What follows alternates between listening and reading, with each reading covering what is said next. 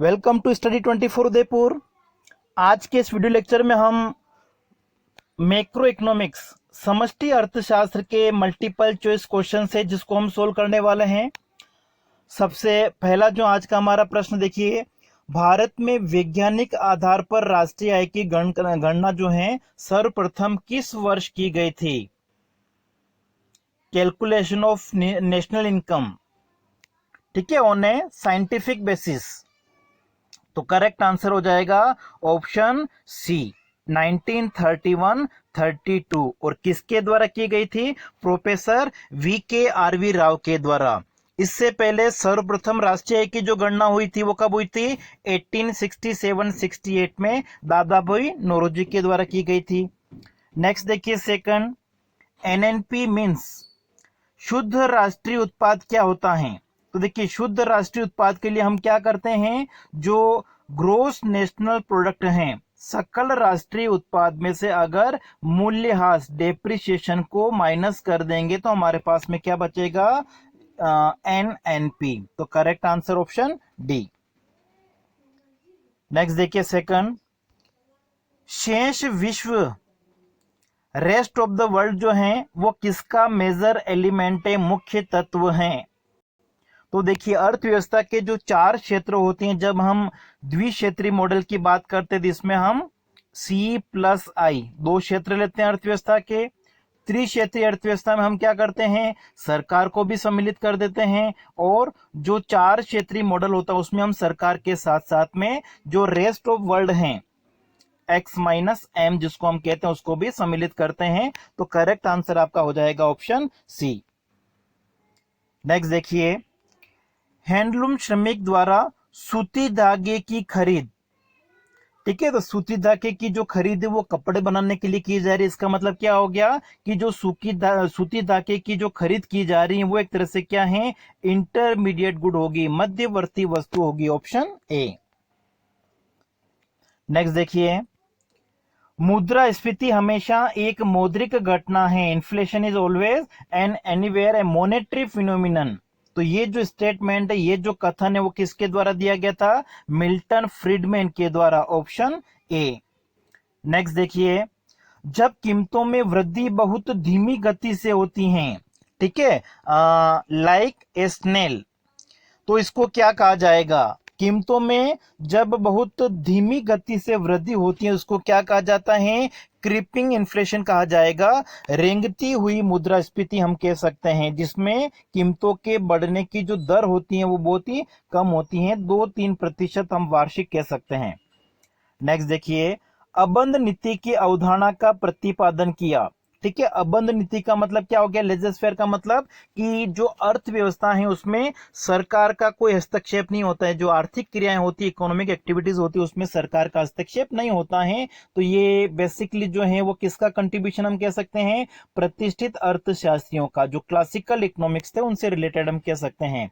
Next देखिए, पूर्ति अपनी मांग स्वयं बनाती है, supply create its own demand, ये किसने कहा था? JB से। जो क्लासिकल थ्योरी ऑफ एम्प्लॉयमेंट है वो बेसिकली इसी स्टेटमेंट के ऊपर डिपेंड है। नेक्स्ट देखिए, निम्न में से प्रतिष्ठित सिद्धांत की मान्यता नहीं है, जो क्लासिकल थ्योरी है उसकी कौन सी एजम्पशन नहीं है? तो मनी की जो न्यूट्रलिटी है वो मानी गई है। फिर कीमत और मजदूरी में लोचशीलता होती है, फ्लेक्सिबिलिटी होती है, ये भी बिल्कुल सही है। और ये जो थ्योरी है वो लॉन्ग रन में अप्लाई होती है, दीर्घ काल में लागू होती है। अनैच्छिक बेरोजगारी ये नहीं होता, ठीक है। अर्थव्यवस्था में क्या माना जाता है? फुल एम्प्लॉयमेंट, पूर्ण रोजगार पाया जाता है, ये उनकी मान्यता थी। नेक्स्ट है राष्ट्रीय लेखा प्रणाली, system of national account include, sorry इसमें क्या दोष है, ठीक है, डिफेक्ट्स इन SNA। जो राष्ट्रीय लेखा प्रणाली है उसमें क्या दोष है? तो उसमें जो प्राकृतिक पूंजी का नेग्लेक्ट होता है, हास होता है, डिप्लेशन होता है, उसको एक तरह से नेग्लेक्ट किया गया है। फिर उसके बाद में पर्यावरण प्रदूषण की इसमें उपेक्षा की गई, ये भी बिल्कुल सही है, ठीक है। एनवायरमेंटल पोल्यूशन के ऊपर ध्यान नहीं दिया गया है। फिर प्रदूषण के प्रभाव के बचाव पर जो व्यय किया जाता है, इन तीनों बातों को एक तरह से नेग्लेक्ट किया गया है, उपेक्षा की गई है। तो करेक्ट आंसर आपका हो जाएगा ऑप्शन डी, उपरोक्त सभी। नेक्स्ट देखिए, हरित लेखांकन लेखा है। ठीक है, हरित लेखांकन में हम क्या करते हैं, प्राकृतिक संसाधनों पर जो अपव्यय होता है, पर्यावरण ह्रास की जो लागत होती है, प्रदूषण होती है, इन सभी को सम्मिलित किया जाता है और इसके आधार पर फिर अकाउंट बनाया जाएगा, तो उसको हम कहेंगे ग्रीन अकाउंटिंग। ठीक है, नेशनल ग्रीन अकाउंटिंग है ये, तो उपरोक्त सभी हो जाएगा।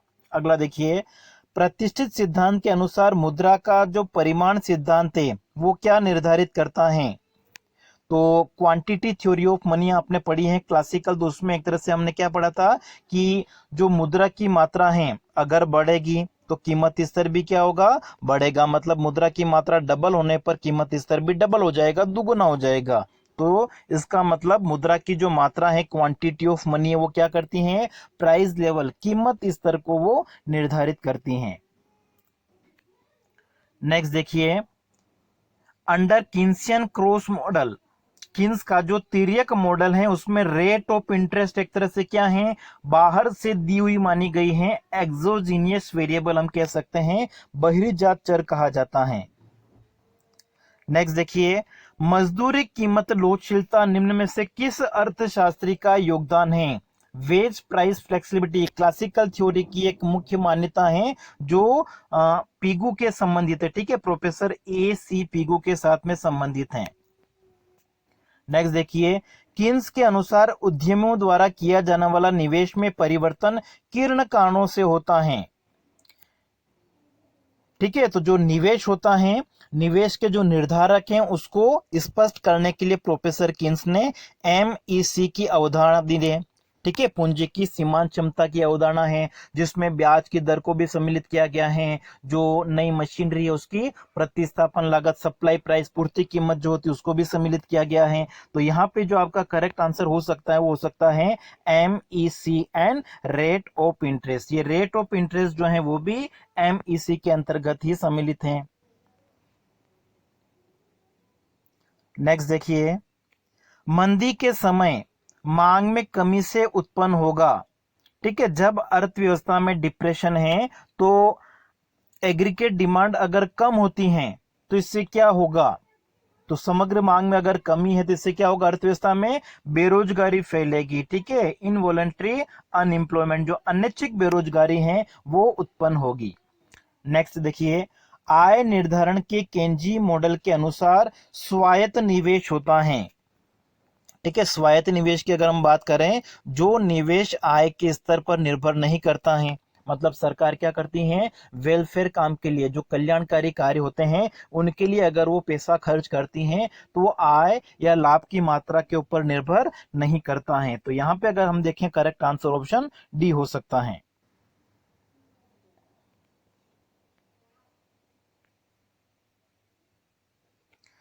नेक्स्ट देखिए, निम्न में से राजकोषीय नीति का उपकरण नहीं है।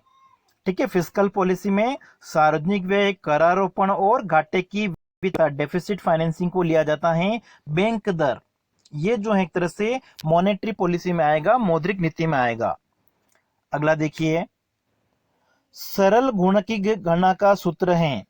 ठीक है, गुणक जो है वो कैसे निकाला जा सकता है, 1/1 माइनस एमपीसी करके। ठीक है, या इसको अगर हम चाहे तो ऐसे भी लिख सकते हैं 1/MPS।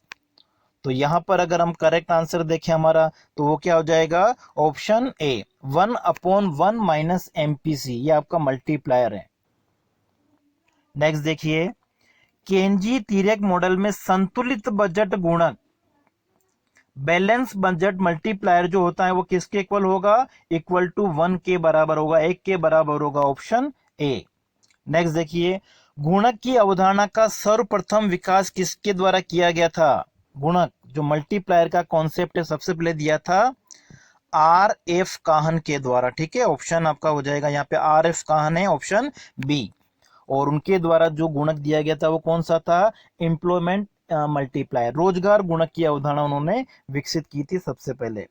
नेक्स्ट है, निवेश गुणक ज्ञात करने का सूत्र है। ठीक है, निवेश गुणक क्या बताता है, निवेश में परिवर्तन होने से आय में जो परिवर्तन होता है उसका अनुपात, आय में परिवर्तन अपॉन निवेश में परिवर्तन के अनुपात को हम क्या कहते हैं, निवेश गुणक कहते हैं। तो करेक्ट आंसर आपका हो जाएगा ऑप्शन ए। अगला देखिए, निम्न में से गुणक की अवधारणा कहाँ लागू नहीं होती हैं? गुणक की अवधारणा, ठीक है। गुणक क्या होती है? निवेश में परिवर्तन से आय में जो परिवर्तन होता है। तो यहां पर अगर हम देखें, आय निर्धारण में राजकोषीय नीति में लागू हो सकती हैं, विदेशी प्रत्यक्ष निवेश में भी हो सकती हैं, मौद्रिक नीति से संबंधित नहीं होनी चाहिए, ऑप्शन सी। नेक्स्ट देखिए, फिशर के समीकरण के संदर्भ में सही नहीं है। तो यहाँ पे देखिए, अगर हम देखें तो ऑप्शन हमारा होना चाहिए डी।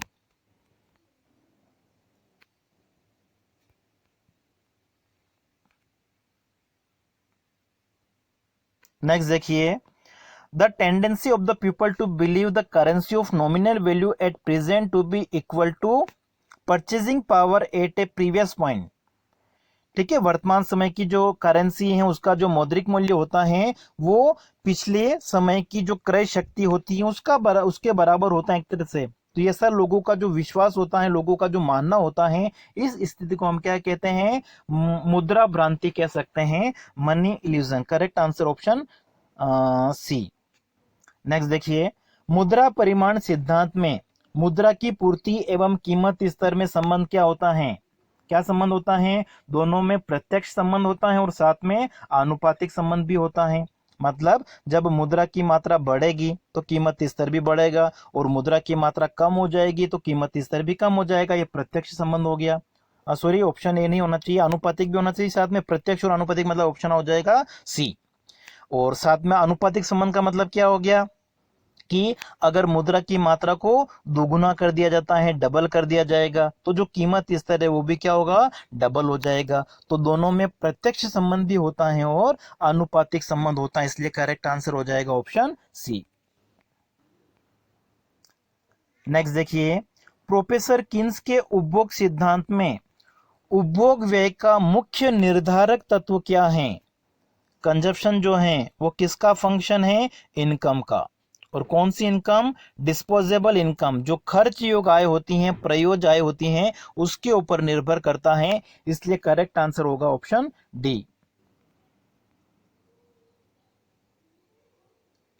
फिर देखिए नेक्स्ट 29, प्रोफेसर किन्स के उपभोग के मनोवैज्ञानिक नियम के अनुसार उपभोग एवं आय में संबंध होता है। ठीक है, उपभोग और आय में, मतलब उपभोग अगर बढ़ेगा, उपभोग जो होता है वो किसके ऊपर निर्भर करता है? आय के ऊपर निर्भर करेगा। उपभोग बढ़ने के साथ साथ में आय भी क्या होगी? बढ़ेगी। इसका मतलब ये संबंध कौन सा हो गया? प्रत्यक्ष संबंध हो गया। ठीक है, और साथ ही साथ अगर हम देखें कि इनका आनुपातिक संबंध, लेकिन देखो रेखीय संबंध नहीं कह सकते इसको। ठीक है, दोनों बढ़ेगा प्रत्यक्ष रूप से, लेकिन ये संबंध क्या है? अरेखीय होगा। और साथ ही साथ जो अनुपात है, ठीक है, आय में एक निश्चित अनुपात से वृद्धि होती है और उपभोग भी एक निश्चित अनुपात से बढ़ता है। उसमें सीमांत उपभोग प्रवृत्ति को स्थिर माना गया है अल्पकाल में, इसलिए करेक्ट आंसर ऑप्शन बी हो सकता है इसमें। ठीक है, इसको फिर भी आप एक बार और चेक कर लीजिएगा। नेक्स्ट हम देखते हैं, उपरोक्त समीकरण किस कैम्ब्रिज अर्थशास्त्री द्वारा दी गई है?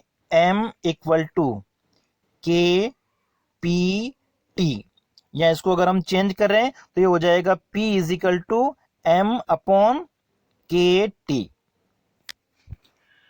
तो ये जो समीकरण है वो होना चाहिए रॉबर्टसन का होना चाहिए। ठीक है, ऑप्शन सी होना चाहिए, क्योंकि देखिए किन्स का जो इक्वेशन था, किन्स का तो क्या था? N इक्वल टू पी के, और प्लस उन्होंने आर के डैश भी किया था। फिर उसके बाद में अगर हम मार्शल की देखें तो मार्शल का था M equal to K P Y, या इसको हम ऐसे ले सकते हैं P equal to M upon हो जाएगा आपका ये के वाई हो जाएगा।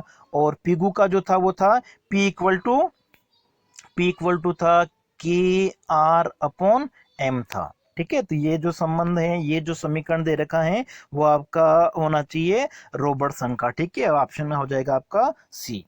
तो आज की क्लास में इतना ही। नेक्स्ट क्लास में और हम मल्टीपल चॉइस क्वेश्चन से उनको हम सोल्व करेंगे।